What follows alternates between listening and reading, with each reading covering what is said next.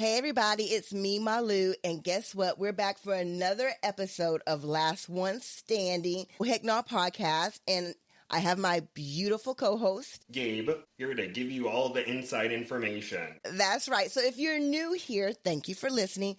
And basically what we do is we do a little recap and we talk about all the gossip and dirt and trickery that's going on in the episode because it is Last One Standing, and this episode, woo, there's a lot going on, right? There is a lot of drama, you know, the True Fans page, the Misfits page, the Fan of Naked and Afraid page. Everybody's talking about what's going on in these episodes, specifically this one, a lot right now. I can only imagine. Well, let me start this off by saying David's story. I told you from day one, these rules were going to cause a lot of tension. And I think you planned it that way because it's really, really good.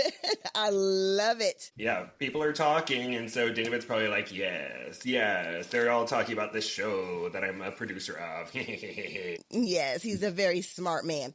So we start off this episode with a recap, and it's basically what happened in the prior episode. But what I noticed was Patrick said, I was looking to see if your lines were out so I can steal them. And he says it directly to Jamie's face. So we'll talk about that a little bit later, but I like how he's saying it straight to the face. Yeah, he's not going to be stabbing he's not going to be saying something to someone's face and then saying something different behind their back. You will never call him two-faced. He will tell you what he will do.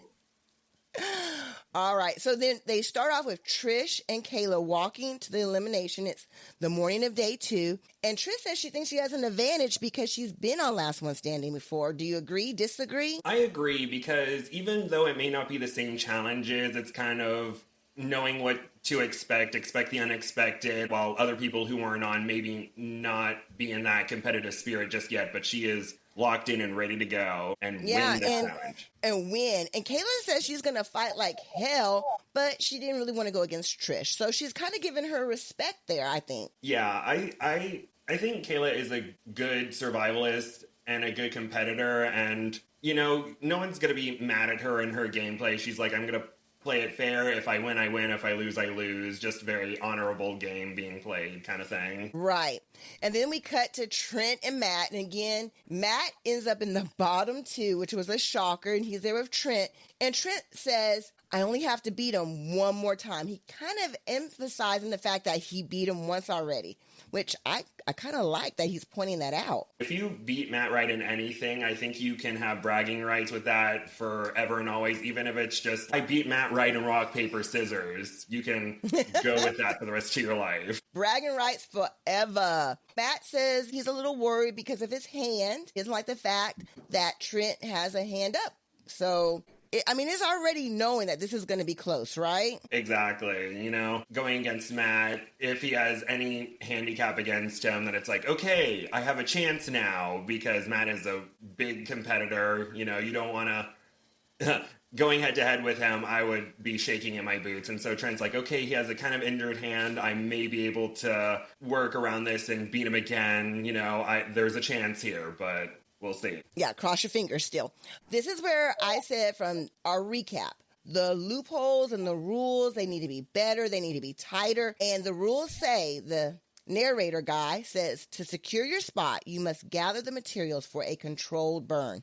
Then they cut to the history of controlled burns. They don't talk about really anything, how you are able to assist, how you're not able to assist. It just says you must gather the materials for a controlled burn and guide the flames. That's what they said. Guide the flames. It's in the rules that you guide them. Exactly. And that's a very important sentence coming up because there's been some controversy already about this episode. So did you like the rules? Do you think they were clear? What do you think guide the flames mean? I think that just making sure that your entire grass line is burned, and if you can find a method to keep that flame burning continuously on that line and get to that signal fire and light it first, then you're the winner of the challenge. Exactly.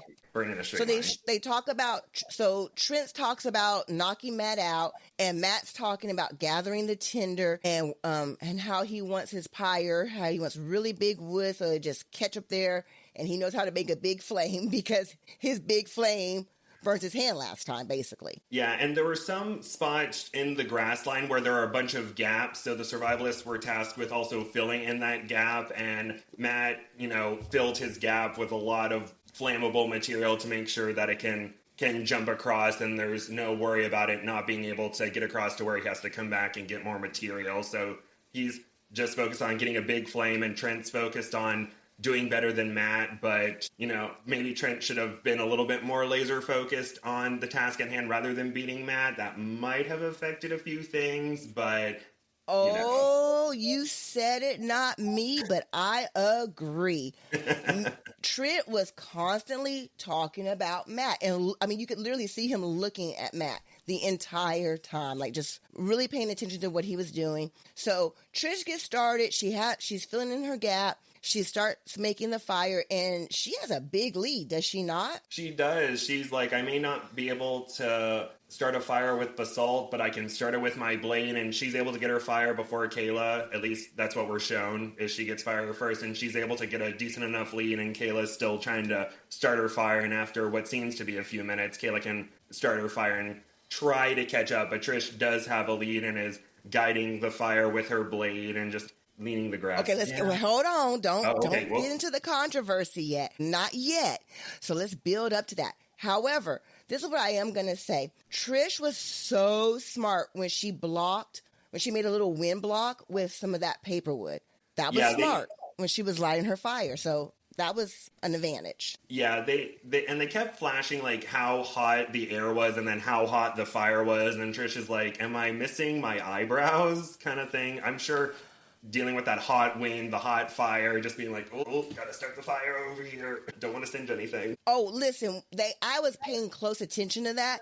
And when they show her talking before the challenge started, her face was, normal looking. But after the challenge, her face was so red, and there were it seemed like her eyebrows were missing a little bit. I'm just saying, but it was worth it. We'll get to that. So Matt's a little bit slower starting his fire in the beginning because of his hand. Yeah, he talked a little bit about how, he's doing this basically one-handed. He can't really form a fist, and he's trying to scrape the blade against the ferro rod to try to get that spark, and he's having some difficulty with it. Okay, so if his hand was not burnt, I think his fire would have started way sooner.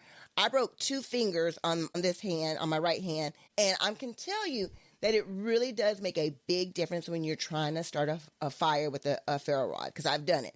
So it makes a huge difference. So Trent moves ahead. Yeah, but Trent does use a tactic that Matt is doing to help him get ahead. So, Matt's over here with the really good ideas, and Trent was able to copy in and was able to get even more of a lead on Matt in that moment. By doing what? You didn't say what it was that he did. Yeah. Let's be specific. Okay, I didn't know what we wanted to reveal yet, but basically Matt takes his pelt and fans his flame. He just a big, not really a throw, but he's basically fanning his flames with his pelt, and he's just whoosh, and the flame is whoosh, and Trent is like, I'm going to use that too, and Trent gets a little bit of a lead on Matt in that moment with the pelt. And so this is the thing. Trent looks over and steals his idea and says, of course that makes sense. He admits that he's stealing his idea. What if they would have had each other blocked where you can't see what the other person was doing? Ooh, maybe you should think about that, David Story. Yeah, but then Matt would have probably Trent would have been near the beginning, he's like, I lost? So at one point, Trent and Matt are neck and neck, and here's where the controversy starts. They show Kayla saying, I need to guide my fire because of the wind. And Trish is guiding her fire as well. But the big difference was that Trish was using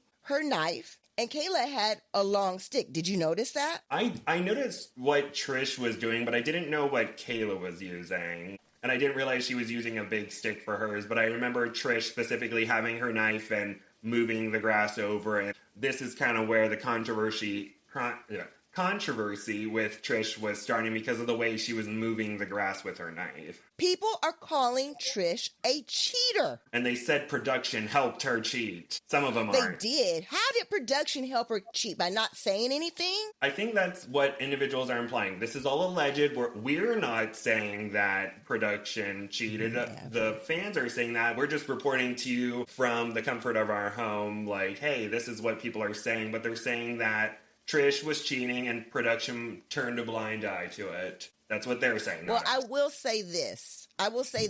Trish does lay her grass this direction. If the finish line is that way, she lays it that direction. And then she picks up a little piece and lays it down a little bit further. Is that guiding? Is it not guiding? As long as production didn't say anything, it's not cheating. And Kayla was pretty much doing the same thing. Yeah, and I think people were talking about at one point Trish took a chunk, but I remember her laying the grass down into the fire and kind of pushing the grass back over, so it's like, woo, kind of a big fan kind of thing. But I think if production felt that Trish was going against the rules, they would have said something to her, and maybe they did and it was edited out, or maybe it did follow the rules, or it was one of the things where the production's like, oh, we didn't think of that, but can we say anything now? I don't know. Get it together, guys, with these loopholes and these rules. But basically, I think it's kind of ironic. Matt and Trent are doing the same thing.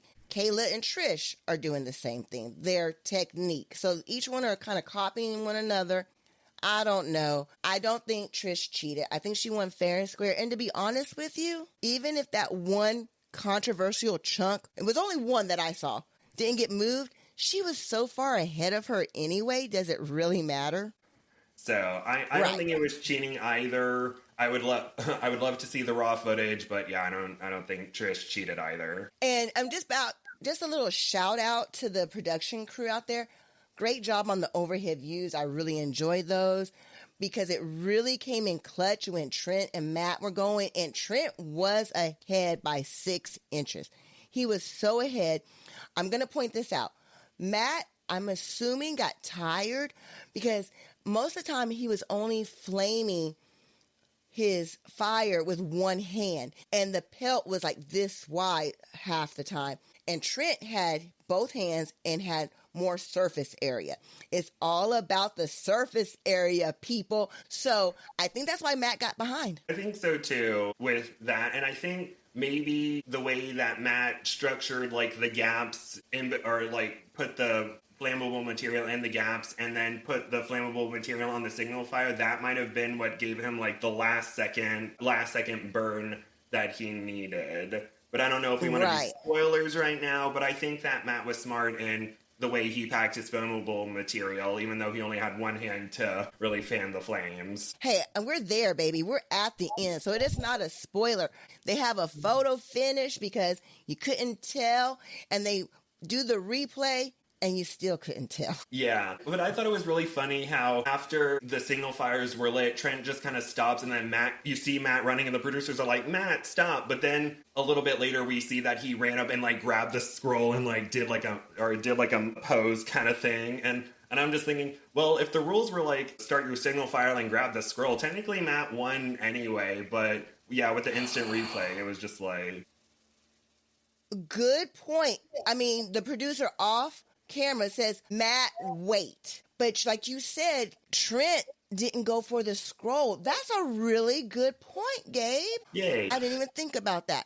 One thing I want to go back to really, really fast. Did you notice when Matt took a big chunk of his grass out of the fire line? I vaguely remember that, but my brain wasn't like lock in on this moment at that moment, unfortunately. It must have been okay for him to do that because they don't say anything. I just wonder what he did with that chunk after he took it out. Did he put it, in his fire pyre? Okay. Maybe he saw it maybe clumped up a little bit too much and he's like, this is going to affect how fast my fire will burn, so gotta take that chunk out. That was very smart. He's like, I don't really have one of my hands. And what would the show be without Matt right now? I mean, I cannot imagine Matt going home. He got really close to going home. And you tell me, did he win it fair and square? by what they showed on the TV. I think that he won fair and square, unless someone wants to go frame by frame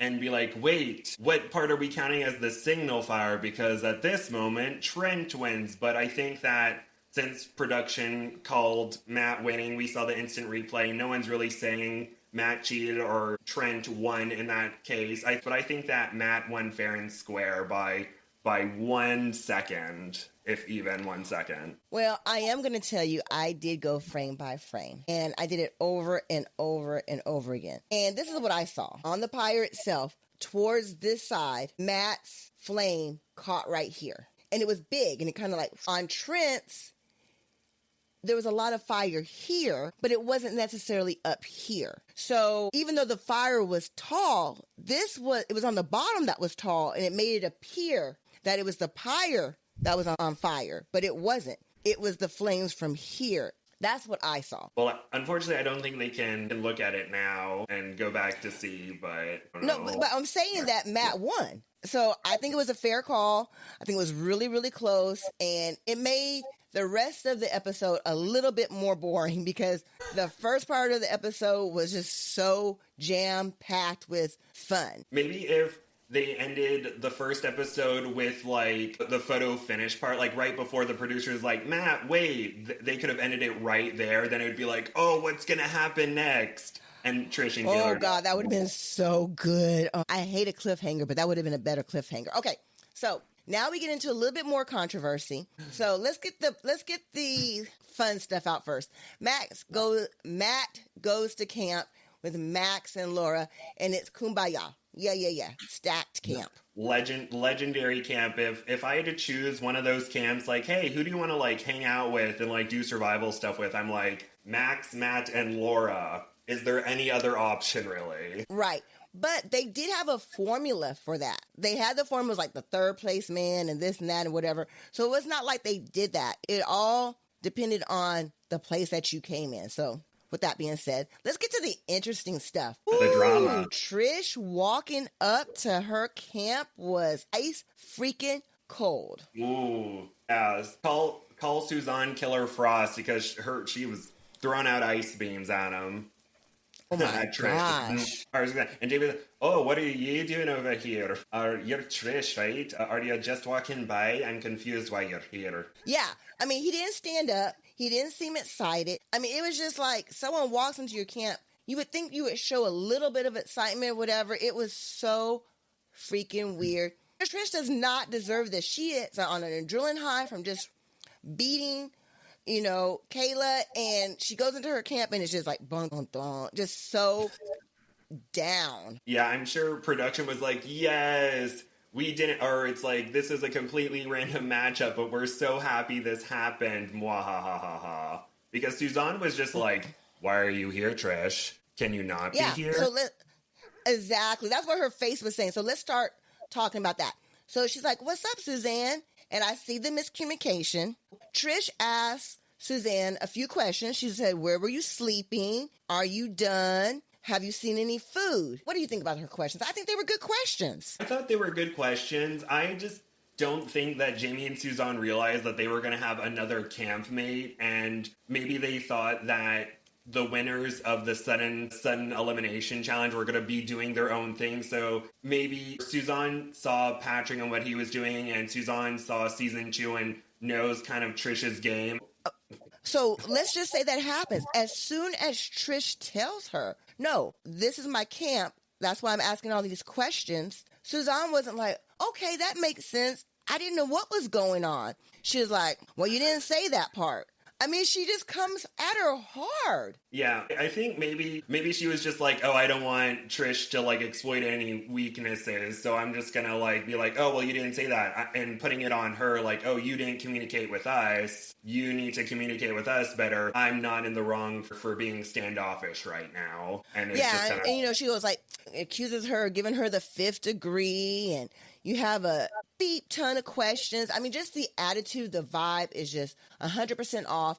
And I feel like as soon as Suzanne realized that that was her teammate, they should have been more welcoming. And even her, well, congratulations on not going home. And then she turns. She's like, I'm like, why are you doing that? That is so insincere. Like, you shouldn't even say congratulations if you're going to be insincere, because it makes it 10 times worse. Yeah. Maybe something happened behind the scenes or like before the season, or maybe Suzanne and Amber are really good friends and Suzanne was just like, I don't like this person. Or Suzanne saw an opportunity to be like, conflict, this is what they want. I'm going to conflict with Trish. It'll be so easy. Right. And then Suzanne, runs over to Jamie like, don't trust Trish. She's just like Patrick, but more underhanded. And what has Trish done? She was like, she's going to be just like Patrick. What has Trish done to make Suzanne say that? I'm trying to think. Or I know during Last One Standing season 2, Trish said a lot of stuff about Dan, but I'm trying to remember specifically if she ever did any like underhanded tactics of like talking about Dan and being like, oh,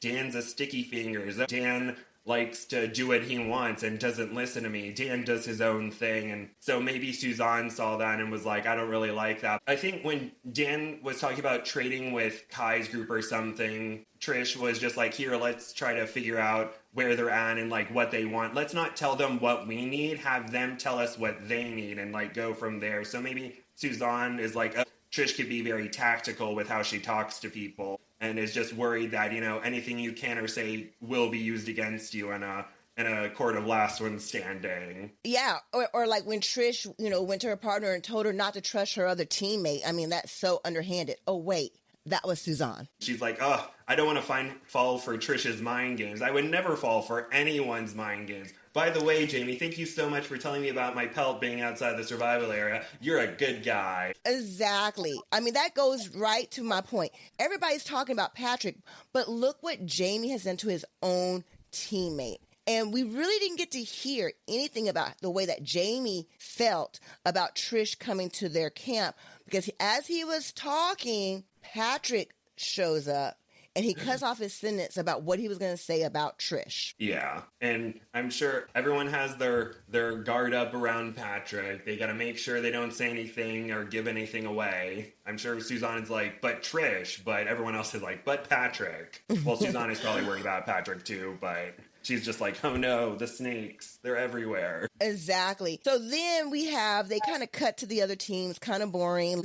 Going to go, look for something to kill with the bow. And then Jermaine, Chini, and Patrick, they make their plan to go look for food. And Patrick says, I'm going to go do intel. Then Patrick says something like, oh, maybe we'll get lucky and I'll find the fishing lines from the other team. And he says it in front of the Black Cowboy and Chini. However, they don't show his mouth moving. So I have learned that when you don't see their mouths moving, most likely they didn't say it at that moment. So it makes it look like he's telling them that he's going to go steal the fishing lines, but I don't trust it. That's just my opinion. Gotcha. Maybe they wanted to make since well, I don't want to give spoilers for the episode, but I guess it makes, or the editor's trying to make Jermaine and Chini more complicit, but in actuality, they might not have known that was going to be the plan the whole time, and they just kind of went along with it, and they're like, oh, this is what we're doing now, I guess we got to deal with it, But yeah, there have been a few times, at least during season 18, I noticed where they, it'd be the back of the survivalist head and you hear a voice, but then you're like, their jaw isn't moving. I guess they didn't say that at that time. So I didn't catch that, but that's a really good catch that you had. And I'm just like, I'm not surprised that they did that. Jermaine's walking, Patrick's walking, and they end up in Trish's, Suzanne, and Jamie's camp. Now, here is where I have a problem. You have your fishing lines out there. The rules say you can steal. As soon as you saw somebody coming near your camp, you heard him coming, get up, tell your teammates, because y'all are a team, hey, you go get this line, I'll get this line, Trish, you go get that line, and you secure your lines. Why they acted like that, I have no idea. And then they want to complain. You didn't even protect your lines after he told you he was going to try to steal your lines, and you just leave him out there? That's dumb. I think that once Jamie kind of saw him there, he could have sprinted, because I know Jermaine was in the water, but he still didn't know where the lines were. So maybe they could have had a plan where it's like, Suzanne, you're a decoy. You'll sprint over here since Jermaine is coming that way, he'll follow you, and then Jamie can go grab those lines. But they just kind of stood there, and maybe they were like, oh, maybe they won't see them in the moment. But I think they're like maybe closer to the lines, and since they knew where they were, they could have just sprinted, unless they're thinking Patrick is faster than us, he's going to sprint past us and grab it. And at that point, they should have just grabbed the lines and like cut the hooks off, and it's just like, well, then no one gets them. There was plenty of time for them to pull their lines in. Plenty of time. And here's another thing. I think the reason why they didn't have that team plan is because they're not a team. Suzanne talking about Trish, trusting Jamie after he lied to her. You know, Jamie thinks he's playing everybody, and Trish is just like kind of caught in the middle because she doesn't want to get in a fight with anybody else, but she doesn't have that closeness of a team that she so desperately probably wants. So the reason why they didn't have that team plan was because they're not a team. And that's my story, and I'm sticking to it. Yeah. Get it together, people. I think they should have come up with a better plan, because maybe Suzanne and Trish didn't even know where the lines were. They just knew Jamie put them out, and he's just like, oh, I put them out where no one will find them. And it's just like, whoops, Patrick is just like, let me get these fishing lines. And so I think that team, I'm a little bit worried about them. Yeah, and then when they were trying to talk weird, it was just everything about it was just like, no, there's no fishing lines over there. Jermaine, walk up here. Here's the path. I mean, it was so obvious. It was just, let's move on. I mean, it just makes me sick. Okay, so now they go to the cash challenge, correct? Everybody? Yep. Time to hunt for 3 caches out in the wilderness. And who are we not talking about? Kai, Darren, Kayla, and Darren. We're not talking about them. Yeah. We do get them a little bit in the episode, but it's mainly Kai and Kayla H having difficulty sleeping. Darren's snoring away off to the side, but Kayla H and Kai are like, I can't get any sleep. It's too cold. We're not sleeping on a comfortable environment. Meanwhile, Darren's just like, I got the best night's sleep of my life the other night. But see, you know what? That's what a good team is. And see how we're not talking about the good team? We're talking about, all the controversy, because Kayla does say something about Darren snoring, and Kai infers it, but they do it in a loving teammate kind of way. So I think, hats off for them, but we are kind of forgetting about them. Let's get to the cash challenge. So there's 3 things that you can get, 4 teams. There's the rope, there's the hide, and there's a bow. Yep. And they each have to complete a specific challenge to be able to get the items. It's not just who can find it first, or it's like a 2-step kind of thing for each of them. So you really have to put your bushcraft skills to the test with each of them. I was just say, so it was very interesting to see like the evolutions of the cash challenges, where now it's like a full on, like it's a whole other challenge that they have to complete to get these necessary items. They're making them work. So let's talk about the most coveted item, which I guess is the rope, because at the rope, we have Patrick, who's by himself, and then we have Matt and Laura, and then we also have, who else? Darren and Kayla H, and then we have Suzanne and Trish. See, everybody's going for the rope, and Patrick tries to do his shortcut and does something flimsy, and it fails, but he took a shot. Right? Yeah, I think he was just like, here, let me get the fastest thing possible, and then, get a good trailer moment of like, ha ha ha, I'm so sneaky, I'm gonna get this, and my hook fell off. After Patrick fails, up next we have Matt and Laura going for it, and they work so good together. She's just doing what she's doing. Matt's getting the hook. She doesn't question him. They just come together, and the teamwork makes the dream work. Were you surprised they got it? I was not surprised because, you have Matt Wright and Laura Zara on a team together. Some of the most well-known, successful survivalists most days of the franchise with these two. So I wasn't surprised. And they really highlighted the moment where I think it was Matt who was saying, or Matt or Laura was saying like, I think Laura was like, oh, don't weave the cordage, like tie knots and do it like this. And Matt's like, okay, I'll do it like that. Or whoever suggested it, the other was like, okay, and they went with it. There was no butting of heads. They were like, I understand what you're saying. I'm gonna do what you told me to. They tested like they pulled against it to see how tough it is, and it didn't break. So they were able to go in and get in and be like, oh, this was easy. Next. They trusted each other. So after they get it, everybody heads towards the bow. So everybody else runs for the bow. But let's talk about the water challenge. And I'm going to focus on Jamie. Jamie he didn't have any ideas. And I say this for a very important reason. He's by himself at the water challenge. It's Cheney and Jermaine are together. Kai's and Jamie's by himself. Yep. And right off the bat, he's like, I could use my pelt, but I had a hole cut in it, so I could put it over my head so I can make a poncho. And so I'm trying to get the water, and the water's like going through the hole. So, and then he tried to. So did Cheney.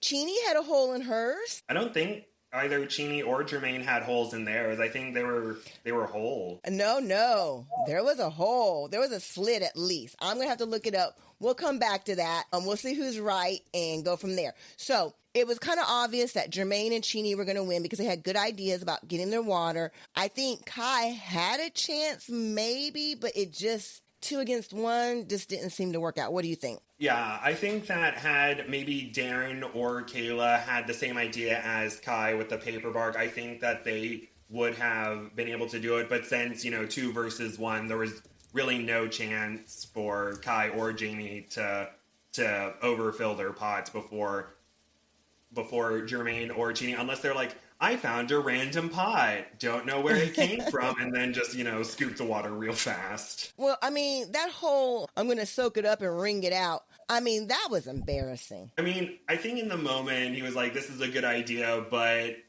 I don't know how absorbent the pelt is, but I'm sure he was very excited about his idea, and he was like, I thought of something to bypass the fact that there's a hole in the pelt, but maybe, I don't know, maybe if he did what Kai did, but maybe he cut his losses sooner and saw, hey, these two have their pelts full of water, let me go try to help get something else with my teammates. So he gave up. I mean, that's what he did. Let's just call it like it is. He gave up. I mean, he gave up. He did, yeah. He gave up and tried to help his teammates, but yeah, he was like, I don't think I can win this. Goodbye. All right, so now we all go to, so Jermaine and Cheney win the water challenge, and then they all go to the ladder challenge, getting the bow and arrow. This is what I don't understand. Why was Max moving so slow? Because I know he was there by himself, but he had to realize that other people would be coming. Didn't it seem like he was really going slow? Like real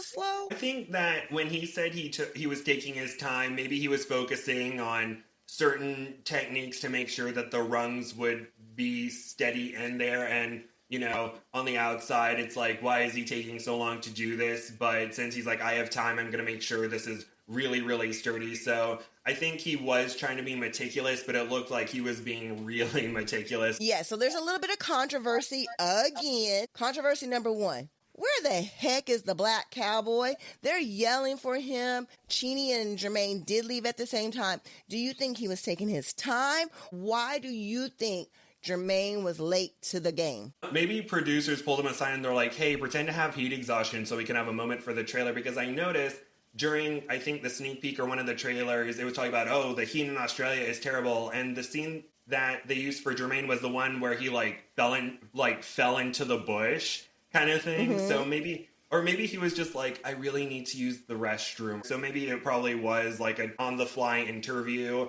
but they can't say that during the challenge because it's like breaking the fourth wall kind of thing. So maybe he was doing that or he had something else to take care of. But I think him doing an interview would make the most sense. And maybe Cheney and Patrick didn't know, so they're like, oh, this will be great for the trailer if they're like yelling for Jermaine, and Jermaine's just like, okay, so yeah, I think that I'm in the A team because my teammates are great. What's that yelling in the distance? That's what I think. I think Jermaine was just taking his time. I think he was tired. I think he was going slow. Maybe he took a potty break. I never thought about that, but maybe he did. But I think he was taking his time because he knew that his gas tank was running low. I think it's wise not to overexert yourself. I'm not saying that because I love the black cowboy. I'm saying that because I really do think it's smart to go slow and pace yourself. But surely they're not giving an on-the-fly interview because it's a competition and you're messing up my chances. So I don't think that happened. now that I think about it. Surely no way. Yeah, maybe he was taking his time, but we're not going to know he was taking his time. Cheney and Patrick were just like, what were you doing over there? And he's just like, oh, I was just doing my thing. It's fine. He never like, answers. You're most likely right with him just taking his time, and he didn't want to say that because he didn't want his teammates to give him any crap about, taking his time, because Cheney's just like, okay, we got this, Jermaine, we got this. And Jermaine's like, yep, good job.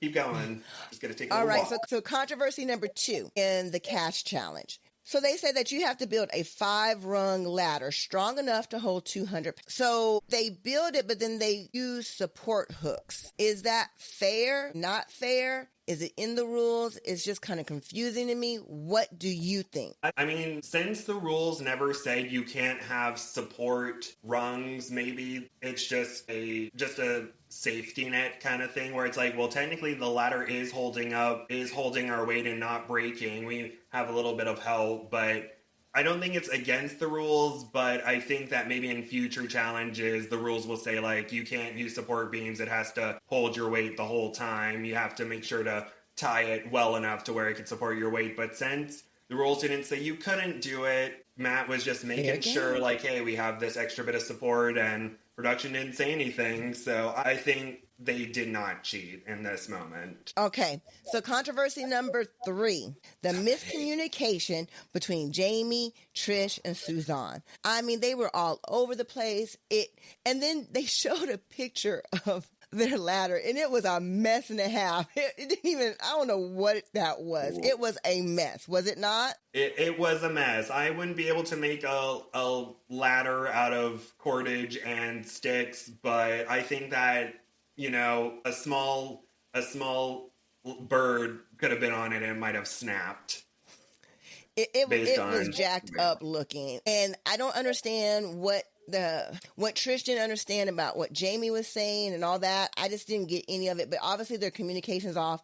I think if they talked more as a team, then maybe they would understand him better more. I'm not 100% sure, but this is where I think the real controversy is. And we're talking about Jamie, so maybe he's doing something right. Jamie goes on a little bit of a rant talking about how he thinks he does better by himself than he does with a teammate. Hello, how could those words come out of your mouth when you just failed when you were by yourself at the water challenge? I don't understand. You remember that when he says that? I remember that, and I didn't really even think about the water challenge. I was thinking about like the pyre fire challenge and then the group challenge, but it's kind of like in the middle. Like he had success by himself, he had failure by himself, and then he had failure as a team. So maybe he's like, well, I had that one success by myself, and it kind of, it's kind of like individual success, team success kind of thing. I mean, like I said, Jamie just has rubbed me the wrong way, and I think but he's doing great TV, and I love him for that. We're talking about him.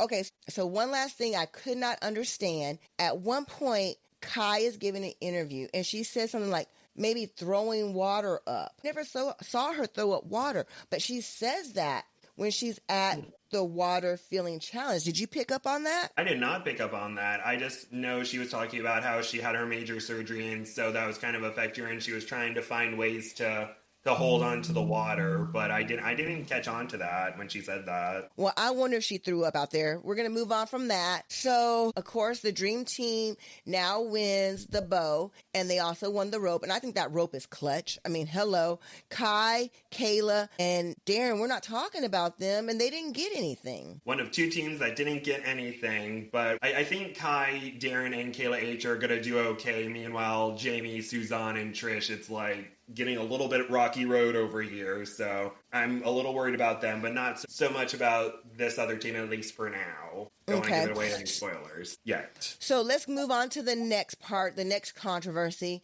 So let's talk about the dinner invite. I'm telling you, if the Black Cowboy invites me to dinner, I'm going to have dinner. And I have had dinner with the Black Cowboy, and he is a great dinner partner. What did you think about him offering to buy them dinner, catch them dinner, and they were immediately like, no. I mean, Matt was calling Patrick a weasel and, the karma fish things.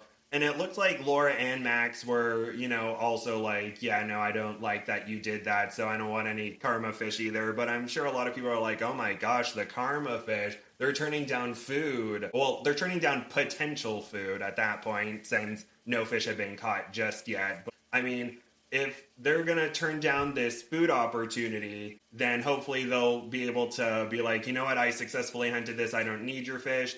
And also, I wonder what Jermaine was going to negotiate, because you can't just give away fish. You have to trade for things out there. So were they going to be like, oh, we'll give you this fish if you give us like half of your big game animal that you catch kind of thing? And maybe Matt, Laura, and Max were like, do I want to give away a good chunk of this meat that I may get in the future for like a little bit of fish? Would that be fair? Or will I just worry about myself, and if whatever happens, I'm not going to rely on stolen goods kind of thing? Well, I think the Black Cowboy was not going to try to trade anything with his mouth. I think he was just going to be like, here, we're going to invite you to dinner. And hopefully everyone has manners and they would invite us to dinner. I don't think he was going to say, if I give you fish, you have to give me one of your big kills. I don't think he was going to say that. I think this was like being nice so you can get some niceness in the return. Matt made a comment somewhere in this episode about Patrick not only took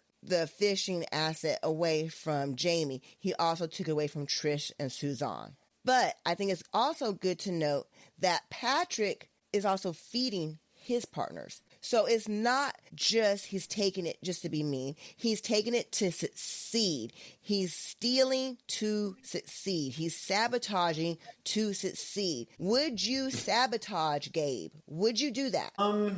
Depends on how confident I am that karma won't bite me. Hear me sitting here fully fed, not really in competition mode, I would say no, I would not steal. But that may change once I'm on some kind of competition reality show, and it's like, hey, you could do this to get ahead, but I think that I'm so timid and worrisome about future consequences where it's like, this could get me one step further, but it could also get me a lot of backlash and then being eliminated in 2 weeks later as opposed to one. So as of right now, I would say no to stealing. Would your answer change if the prize money was $1 million instead of $100,000? Possibly. And it depends on what stage of the competition it is. If it's like really early on, I may not do it. But if it's like halfway, or if there's like a jury at the end and I could be like, well, I stole this and was able to get myself further, vote me as the winner, I could do that potentially, but I think in like the early stages or as of right now, I would not steal.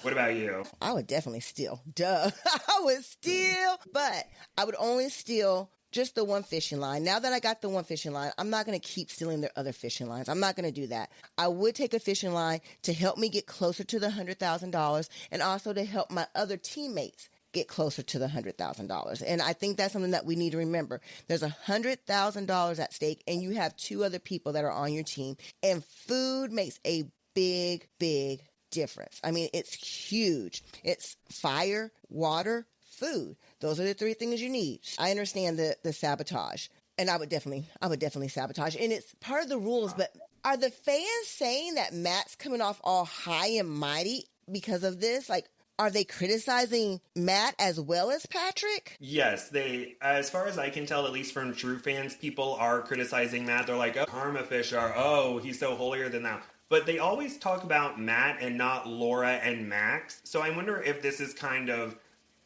or like the fans not liking Matt bias, where maybe if people weren't so against him, they would like include all three. But remember, Matt, Max, and Laura decided to turn down the dinner, and we see Matt talking a lot about karma fish, and so that was like a weasel move kind of thing. But yeah, people are mainly talking about Matt, not as much as Patrick, because a lot of the individuals on True Fans are like, oh, stealing is so wrong, even though it's legal. I would never do it. I don't think this is fair for Patrick to do that. But it's like, it is part of the rules, and he said he was going to do it. It's part of the rules. I think he's stealing the right way. And just to point out, Max did say something a couple times about the fishing line. He's like, enjoy that stolen fishing line. So he's voiced his opinion that he thinks it's wrong. But you're right. Max is not getting as much flack as Matt. And I do think that Matt comes off as the top ethical, doesn't have to depend on anything like that. But that's because he's the best and has the most experience. I just don't know. It's really hard. I understand Matt's feelings, but I also understand Patrick's strategy. And we can't all have the same strategy. That's what makes the world go around. Different strokes for different folks. So I think they're going too hard on Patrick. Yeah. And now Sheenie and Jermaine. I haven't seen, well, yeah, at least I know the fans haven't been coming for Sheenie or Jermaine, but I know, like, everyone's like, hey, Sheenie and Jermaine, you're guilty by association, and you're just like, leave my black cowboy alone, how dare you? I'm just kidding, you're not saying it like that, but they're kind of stuck in a rock and a hard place because they're like, hey, we have a way to get food now, but it was stolen, but what can we do about it? We can't just, we could give it back, but we're also, it's like, hey, potential food source, goodbye. Yeah, it would be dumb to give it back, or it would be dumb not to eat the fish. So it's a game, it's a strategy. You have to try to win. They're trying to win. What is the black cowboy saying? If you're not stealing, you're not trying to win. What did he say? He said like 3 times. If you're not stealing, you're not trying. Yeah, I unfortunately don't remember what he said in that moment. I'm sorry. I think that's what he said. But anyway, so there's all the controversy. They do catch a lot of fish. And then the black cowboy tries to lead the other team away from his fishing hole. Nothing wrong with that.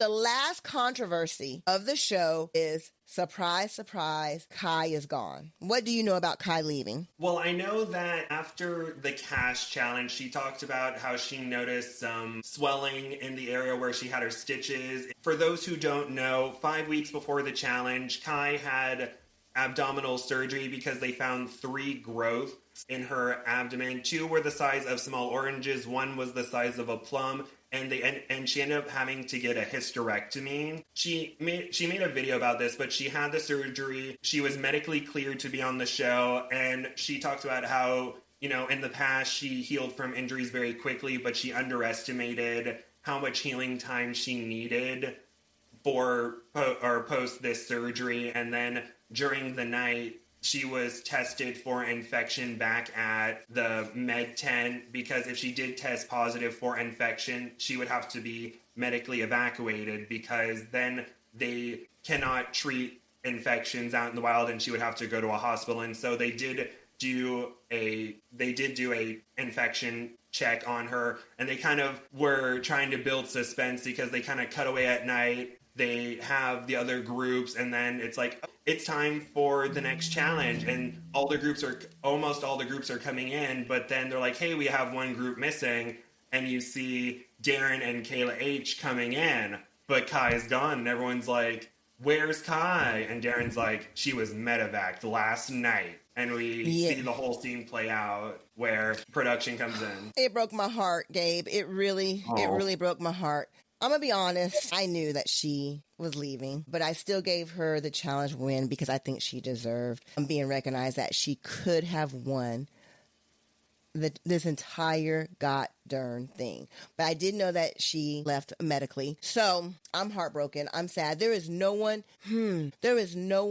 better than Kai to me. I like her personality. I love everything about Kai. Kai, I'm just heartbroken that you're gone. Here's another thing that just occurred to me. Do you think Kai would eat fish from a stolen hook? I don't think she would, because on Last One Standing Season 2, Dan was like, hey, we got a bunch of fish for you, Darren and Bouland. And Kai's like, no, I don't want to owe you anything. So I think she wouldn't have, even if the line wasn't stolen, she probably wouldn't have taken it anyway. She's like, no, I'm going to earn this on my own kind of thing. And I think she would mention like, or I don't know if she would be like, oh, it's from stolen line kind of thing, but she would be like, no, I'll do this on my own. I don't want to have to owe you anything down the road. Very good point. I'm kind of torn. Now I'm torn about the darn stolen fish line. I think the reason why I might say it's okay is because it's part of the game and because he did it to Jamie and he said he was going to do it. I think that maybe I don't agree with it 100%, but the way that he did it in front of everybody. He told him he was going to do it because it was part of the rules. I'm going to say I'm okay with it. Now that I think about Kai, I feel a little bit more funny because I would love to be like Kai one day. So you have a really good point. You might have changed my mind, Gabe. Gosh darn it. Sorry. Oh, and I wanted to mention that Patrick didn't steal all of Jamie's lines because I believe Trish and Suzanne were also fishing with line out there. So Patrick didn't even steal all of the lines. The edit wanted to show like, hey, Patrick gave him and his team a leg up by stealing some of the lines, but not all of them. And Jamie and his group are still eating, but Jermaine, Chini, and Patrick are doing really, really well right now. And is Matt, Max, and Laura the alpha team, or Jermaine, Chini, and Patrick the alpha team? And it's kind of putting those teams together while the other two groups, it's like, oh no, Kai's gone, and no, Jamie, Suzanne, and Trish are crumbling. He stole one, which I do think that makes it a little bit better. I think Jamie does have skills and he is a very strong individual. It's just he was at such a high and it has fallen to the ground. And unfortunately, he seems to be getting in his head, and Suzanne and Trish are also kind of getting in their heads too. They're all focusing on themselves rather than, hey, we need to come together as a group or else we're going to be in an elimination together. So what's up next? What do you think is going to happen next? Give me your predictions. Well, I think that based on this challenge, even though Darren and Kayla H are at a little bit of a disadvantage without Kai, I think that they're going to make it through the next challenge without being up for elimination. I think Patrick, Chini, and Jermaine are going to get through the next challenge without being up for elimination. And I think Matt, Laura, and Max will be able to make it through without being up for elimination. So you think it's going to be Jamie, Suzanne, and Trish? That is my prediction based off of commercials and also seeing the team dynamics. All right. So with all the investigation that we've been doing, spoiler alert, everybody, spoiler alert.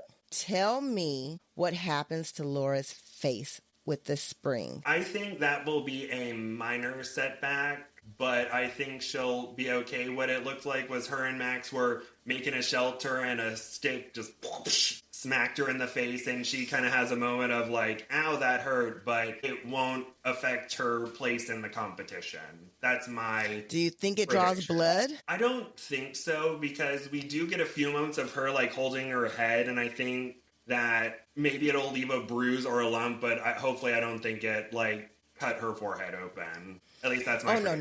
No. Ooh, well, we'll see. What else? Any other predictions? You think that next week we're going to have Jamie, Trish, and Suzanne going against each other? Or who do you think is going to go home? So next week, I unfortunately think that Suzanne is going to be going home. Based off the trailers that I've seen, there's still a few more moments of Trish that have yet to be seen in the episodes. There's a moment where Trish is saying, oh, I think we're in last. And then there's a point where Suzanne is saying she hates losing. There's someone who's being medevaced, and I think that's Jamie. So I think that based off of all the research that I've done, Suzanne will unfortunately be the one eliminated after the three of them are in the elimination challenge together. Sorry, Suzanne. Well, listen, I'm going to ride your coattails because I know you're super smart, and I had a feeling as well. Are we happy to see her leave? I mean, I'm not really emotionally attached to anyone, so her going home, I'm just like, well, that stinks. She really wanted to win, but I'm not like, no, not Suzanne, but I'm also like, hooray, Suzanne. I'm just like, okay. Yeah, I think that I agree with you. I'm not super happy about it. There's really nobody I want to see leave right away because it's all so very interesting. Everybody's making it so interesting. I guess we just have to let the legends fall as they may. And until next time, make sure that you like, follow, and subscribe because we're going to give you all the tea right here. I can't wait for the next episode. I can't wait either. I'm so excited. Has there been any really good, juicy gossip on the fan sites that you want to read or anything? Because reading is what? Fundamental. It's mainly talking about Patrick and the whole cheating scandal of it all and whether or not Trish cheated. Now, I don't know if he deleted his post, but let me double check. Patrick French. Okay. Did you see the post that Patrick's in response to all the hate mail I'm getting? If you want me to actually read it, you have to tell me in the comment sections of my post. I'm not going to spend my time reading or responding to your anger in my private messages. I have enough trouble keeping up with all my positive messages. While I'm glad that my participation in Last One Standing was able to make you feel such strong emotions that you needed to search me out and write me a scathing email, if you have something to say, you're welcome to come at me publicly. And it says some more stuff, but basically, Patrick's like, hey, if you're going to come at me in public. Exactly. I think actually Jamie posted something similar to that where he's like, hey, how do you feel about me? Post in the comments below. Jamie is also getting a ride on the controversy train. But I think on at least the True Fans page, a lot of people have been like, hey, Patrick, you're really cool. Sorry for all the hate you're getting. I mean, the rules say you could steal, so go for it. Stuff like that. I don't know how. I love it. I love it. I love it. They know the more you talk, the more you hate on them, the more they're loved by the show. Exactly, because production is like, who do we want to cast? Someone no one is talking about. But I think that they're going to be in the front of everyone's minds. Producers are going to be like, oh, they're going to be talking. We're going to show them in the edit. They're going to be the ones to get people talking about our show and give us all these good ratings and stuff like that. I think that a lot of this is for social media. A lot of it is for production. They're just like, he, this is so much fun. Controversy, hooray. And exactly, controversy. So I do want to go ahead and talk about that Matt cried for this episode. The Black Cowboy said he had dust in his eye on the last episode in the comments of my post. Yeah, he cried, I'm pretty sure. And we also had Kayla C cry. So far, someone's cried every episode. Let's see who cries the next one. Do you think Suzanne's going to cry when she goes home? I think so, or at least when her team loses the challenge, I think she's like, I hate to lose, and she may cry at that. So I think we are going to be getting a third cry for the third episode. Okay, and I know we got to get out of here. Remember, like, follow, subscribe. But before you turn this off, I have one more thing to say, and this is probably not going to make a lot of people happy. What was up with Suzanne running up to Jamie saying, I'm sorry, I'm sorry, I'm sorry? What was that? I mean, that was so gross and fake, and Trish is over there looking at her like, am I right? I mean, I don't know if I would describe it as gross. My first thought was, oh, Jamie's really upset, and she's like, oh no, the best partner I've ever had is upset. Oh, my partner, give me a hug. Well, I will say this. It seems like Suzanne does not do good in threes, because when she was with Seth and the other doe-eyed girl, what is her name? Are you talking about her first partner she had, or the one that joined them? The one that joined them, the one who she was like, I need water. Photosynthesis. That's Makani. She famously photosynthesized her 21-day challenge, and Bulent called her broccoli. It just doesn't seem like she gets very good partners when it comes to three people. I don't know. Is it Suzanne or is it the people that she's with? I don't know. Well, maybe if she would have channeled those emotions to comfort Jamie, if she channeled those maybe in the challenge that could lead to their elimination, maybe they could have done better. But I mean, we haven't seen the episode yet, but it does seem a little bit performative, like comforting Jamie in that way. And the worst part is, the reason why I think it's so gross is Jamie played you from day one and you don't even realize it. So you're up here apologizing to him. I just don't like it. Where is the reunion? I would love to see a reunion. All right, are you listening, David Story? We need a reunion. All right, everybody, we're out. We talked forever, but we love you. Thank you. I think that was good. What do you think? I liked it. I thought that was good. I thought we did well.